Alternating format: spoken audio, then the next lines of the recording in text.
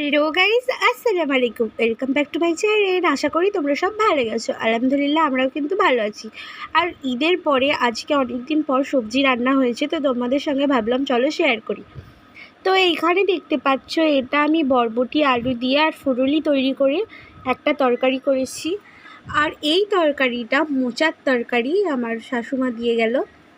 আর এইখানে দেখো আমি একটা পকোড়া টাইপের করেছি, তো সেইটাই নিয়ে নিয়েছি।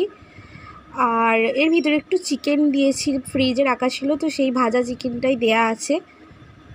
তো এই পকোড়াটা করেছি। তো এই ছিল আজকের খাওয়া দাওয়া। আর এখানে দেখো, এখানে মাছের কালিয়া, তো মাছের মাথার টক বলতে পারো এটাকে এক রকমের, তো সেটাই রান্না। আর করেছি ডাল।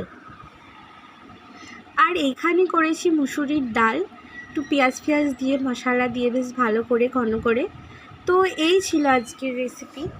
তো ভাবলাম চলো ঈদের পরে গোশ মাছ ছাড়া একটু ভেজ দিয়ে খাই। তো বিশ্বাস করো, আমি এক্ষুনি টেস্ট করে দেখছিলাম, সবজির তরকারিগুলো দারুণ হয়েছে আর দারুণ ভালো লাগছে। তো এই গরমে ভাবলাম চলো এটাই রান্না করি। তো রান্না করার ভিডিওগুলো তো শেয়ার করতে পারি না, ভাবলাম এগুলোই চলো তোমাদের সঙ্গে একটু শেয়ার করি। ওকে গাইজ, আল্লাহ হাফেজ।